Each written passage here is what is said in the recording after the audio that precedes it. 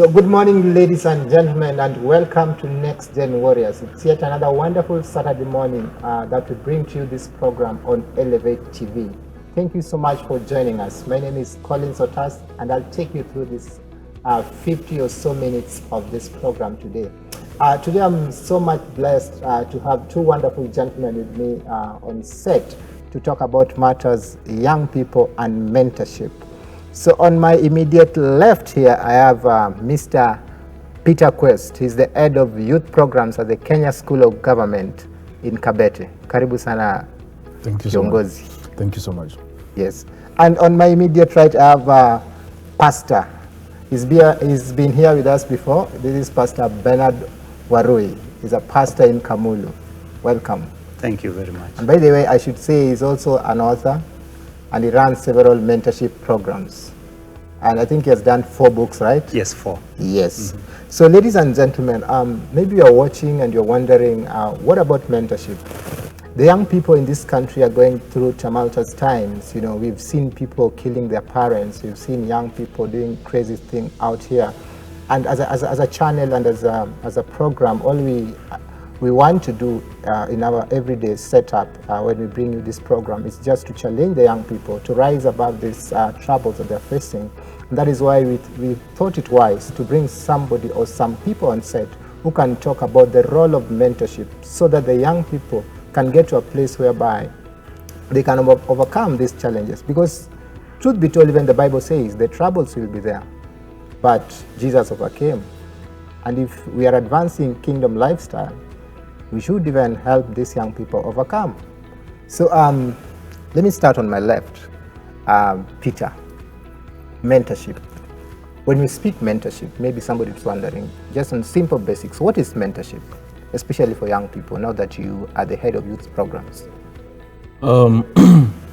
Mentorship is a process of guiding, giving direction to an individual, especially a person who is junior, in terms of status, positions in life, basically guiding. It could also be that the person could be a peer-to-peer, whereby a person with more experience is able to give value, advice to a person who is willing to learn, who is a mentee.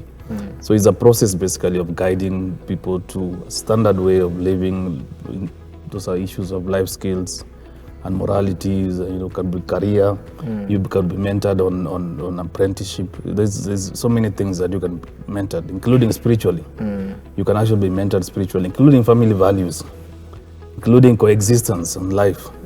So as long as there's an individual with information of a certain caliber or professions who need to give it to a person with maybe lesser or somebody willing to learn. You could be a profession in an area, but you're not good in the other area.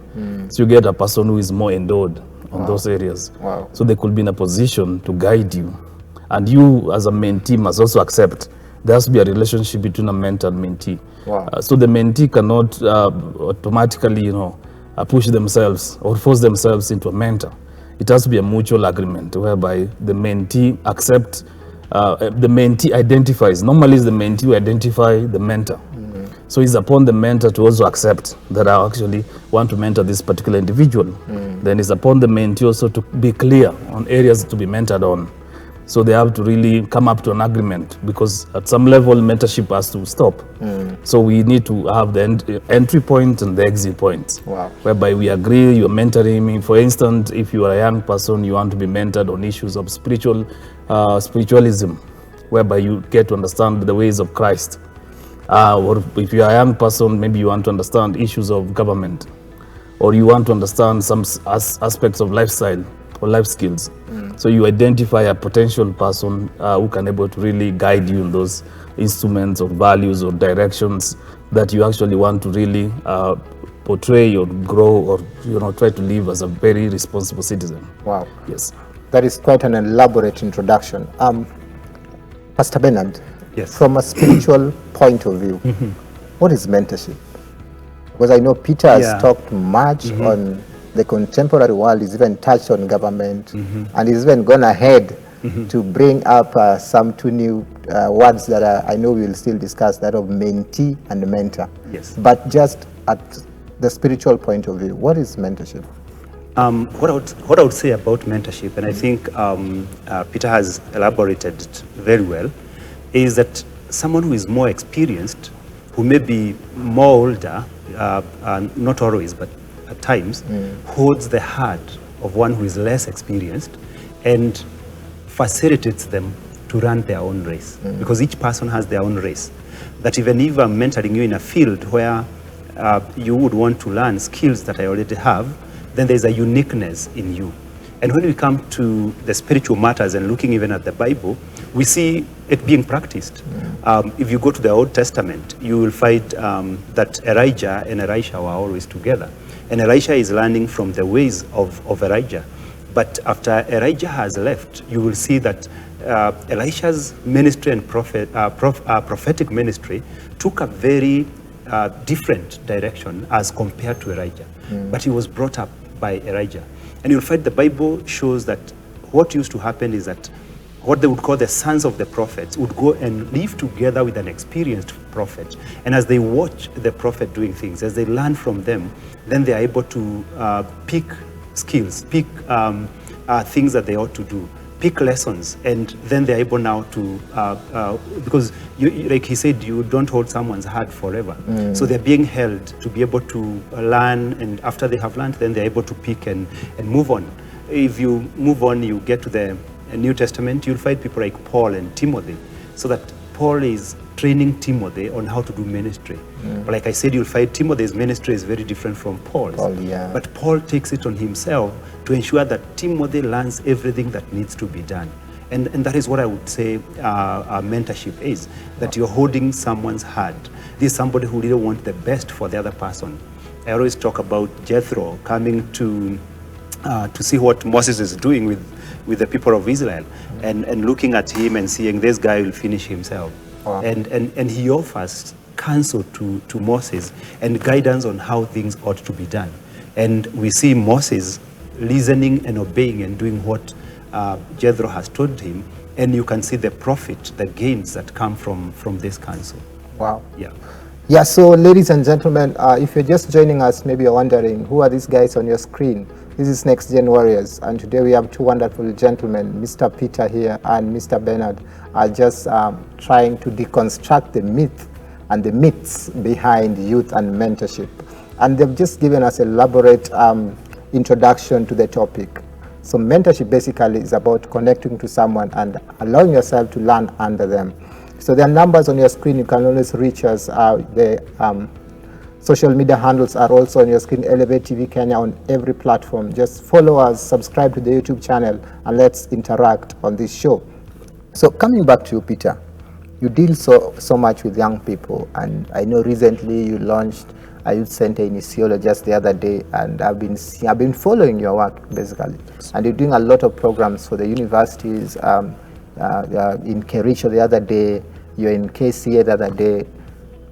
What is so special about mentorship that you've taken it as one of your core mandates as a government, so to speak?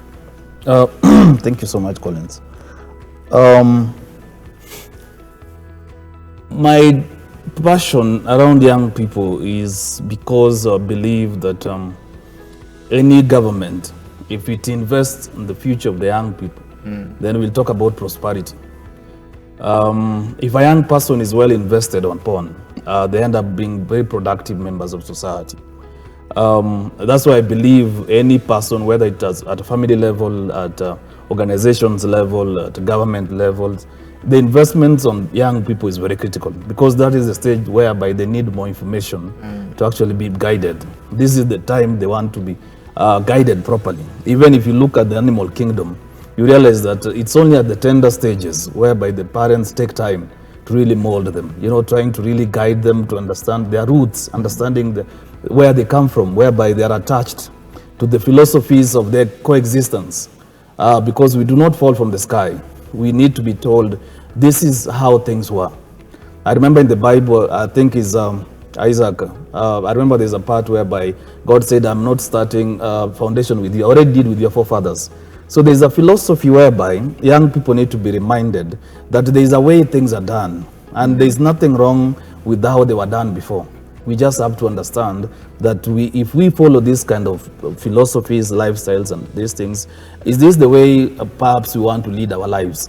This kind of mentorship and role modelism and this kind of training are strategically helping young people to really understand themselves, get in a position where they ask themselves so many questions like, who am I? Where am I at this particular moment? So the more superior people, more professional people, more senior people need to really step into those gaps and able to hold that young person's hand. I do believe that all of us were born with purity in mind. And it's upon that concept whereby we are born godly. The Bible says that we are made wonderfully, we are wonderfully made. That means there's a lot of purity, there's a lot of goodness in us.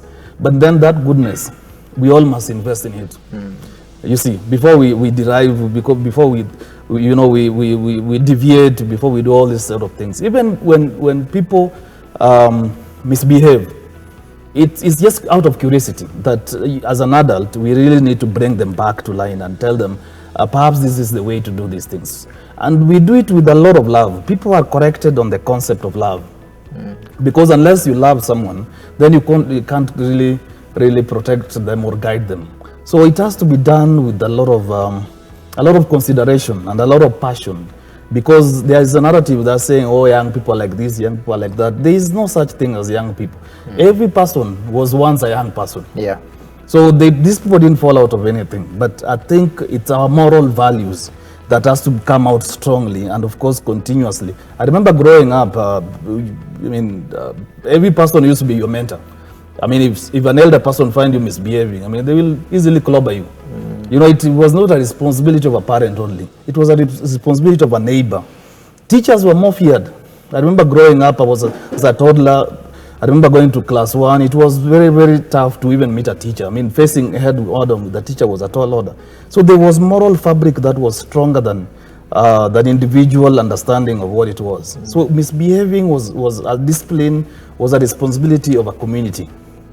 Was both for the teachers, for the government, could be responsible for the parents. So, and that's why I feel like it's important that the government put more resources in actually growing these young people so that they can actually activate their potential in the right ways. And people learn by seeing.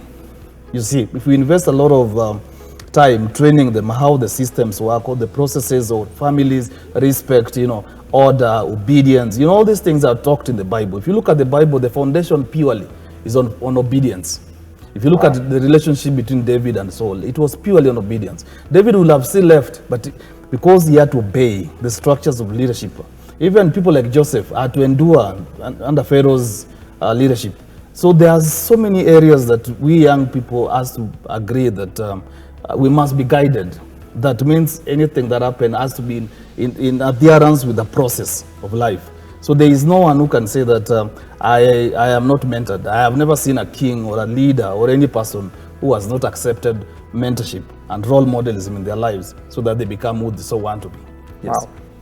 The passion for young people and role modelism so that you become what you want to be or what you are in life.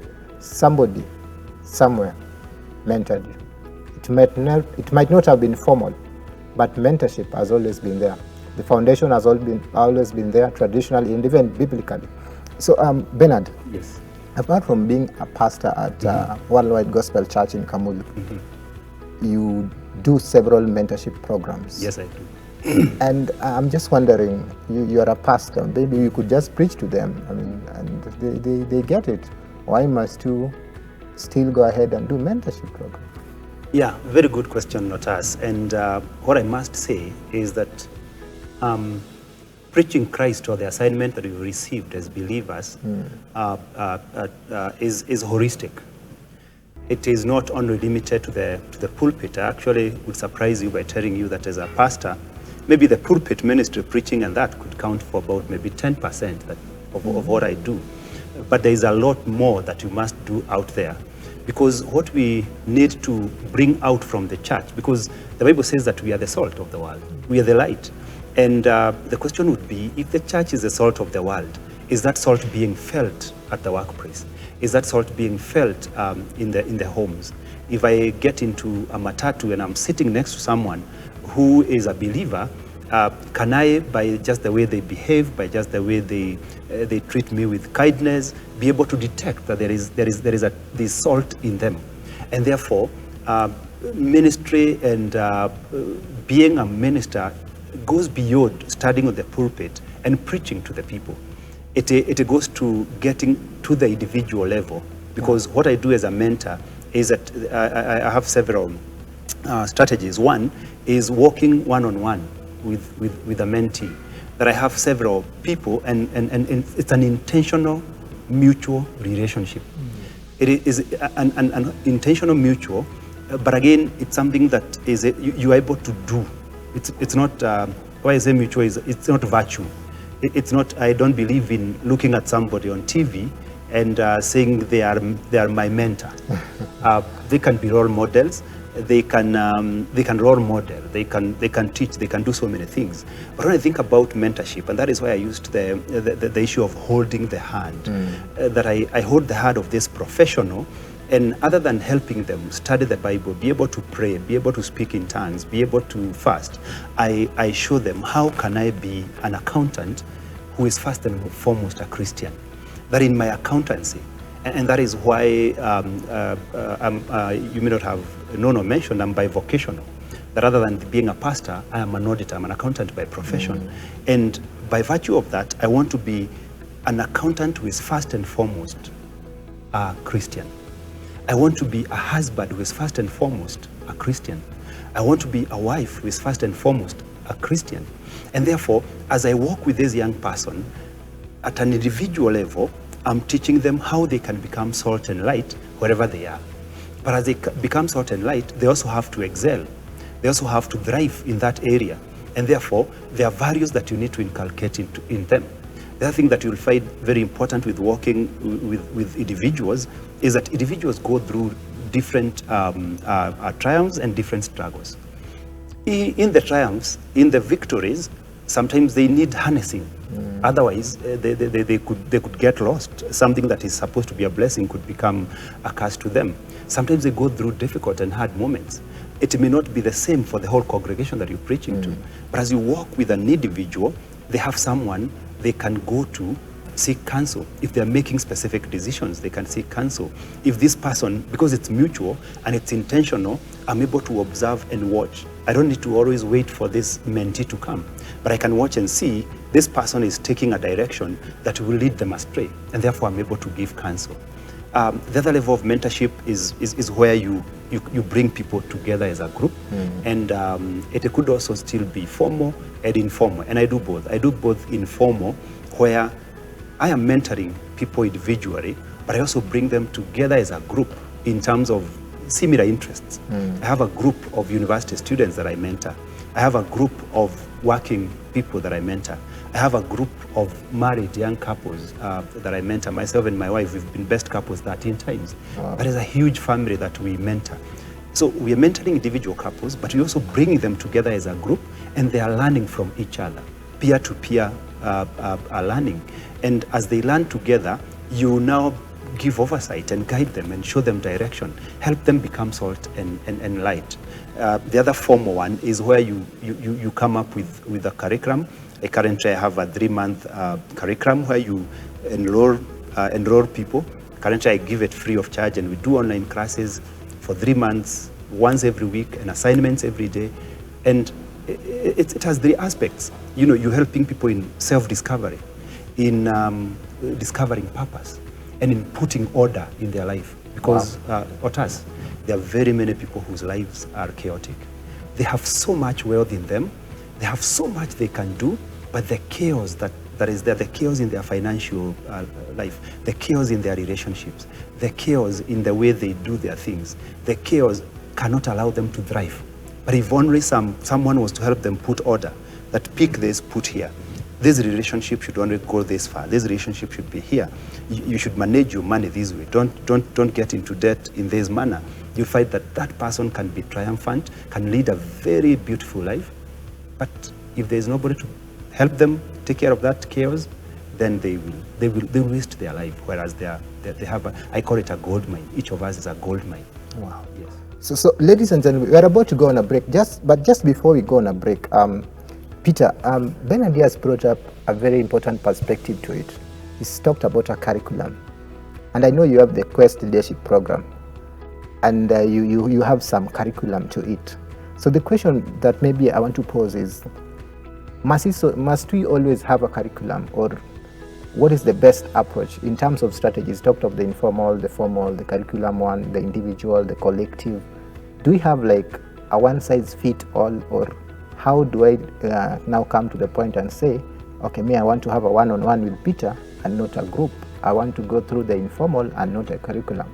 So which one would you say is good, or how would you go about it? Thank you so much, Pastor. I think that's a very good words, good actions that you're doing. At Kenya School of Government, we have an elaborate mentorship and coaching program that it's basically a program that is realigned to the potential of young people. That is a very professional ground whereby a young person is enrolled. We train all the 78 university student leaders, especially that have been elected positions of leadership.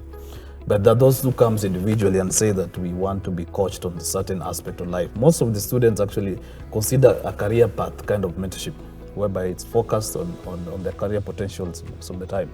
And there's something I like about what the pastor says. Sometimes you as a role model, as a mentor, you can also identify an individual that perhaps needs your time and needs your guidance.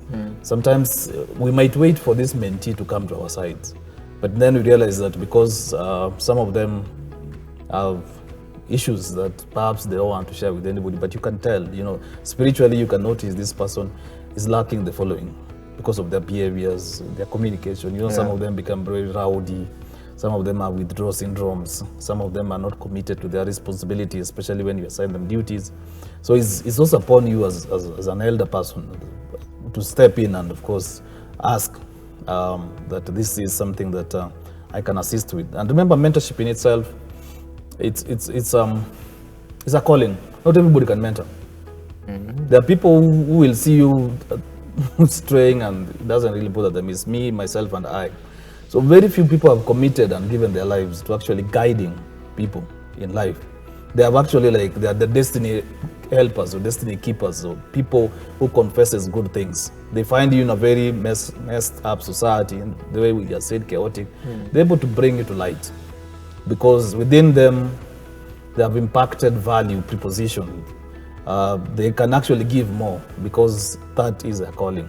But then mentorship could be professional, whereby a mentee approaches a mentor professionally, or mentees approaches an institution, for example, Kenya School of Government, and saying, we want to be mentored on this. And we agree in writing, because it's a responsibility that has been bestowed between you as a mentee and us as mentors, that we are taking you through the following processes. By the time we are done with you, we also put commitments that by the time we are done, the following commitments must also be done so that you graduate professionally. But informally, I guide so many young people. Today I was in the office with the DNG and his team, and we're looking at how do we able to work with young people in society. Sometimes a group of student leaders pop in and they're like, hey, can we listen to this? There are so many variances. Especially, there's a good thing that I think the pastor said is that how can people see Christian in you? You see, Christian is not an hidden thing.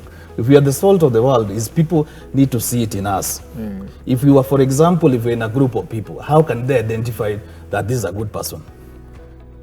Those are some of the areas that are very critical. We self who have agreed that we want to really give guidance. Are we in a position whereby people can actually tell that I want to be mentored by Quest, or I want to be mentored by Pastor? As an accountant, for instance, is he in a position to tell his colleagues, it's wrong to, pick something that is not yours? So these actions are supposed to be, first of all, empowered within ourselves. You can't give what you don't have. Yeah. It has to be internally. It is something has to be with you. You have to have that merciful heart, that passionate heart, that heart of willingness to really accept those things. So there are so many areas of looking at it, but yes, it could be informally and it could be formally, but then even your own lifestyle can actually mentor people. There are people who look at you and change their lifestyle. The way you walk, the way you conduct yourself, the way you communicate, the way you even walk. You know, simple walk like this can actually, somebody can tell this is a very organized person. So they follow. Thank you so much. Wow. Pastor Bernard, Yes. I know we are about to go on a break. I think my director is saying like 2 minutes to go. Okay. So in like 2 minutes, the two terms that we've used here, we've talked about mentee and mentor. So do we have like a specific group that can make to be mentors? And what are some of the qualifications that maybe this young person watching us right now might want to look at before they identify a mentor? Thank you very much. When I think about a mentor, because you're talking about someone who is guiding another, there's something very important that Peter has said, that you really cannot give what you don't have. And I would add and say you cannot take people where you have not been. And therefore, the key thing is to identify what area of mentorship do I require mentorship in. Because you need to identify someone who is in that area. If it's career mentorship that you need and you are pursuing accountancy, you don't go looking for a pharmacist to mentor you in the career. So the first thing is that person within that area where you need mentorship. If it's spiritual mentorship in the church, is this a person whom you believe in terms of his depth, understanding of the faith, and the ability to hold you hard and guide you? Is it someone who can hold you hard and guide you? The second thing that is very important for you to look at, is this somebody that I can trust? Is this somebody that I can trust with? Because you're talking about some things that really is your life. When you talk about spiritual matters, you're talking about your life. When you talk about your career, it's about your life. So is this somebody that I can trust? Can I say I trust Bernard to be able to hold my hand and guide me, and he will not drop me when the ground is slippery, but he'll carry me through.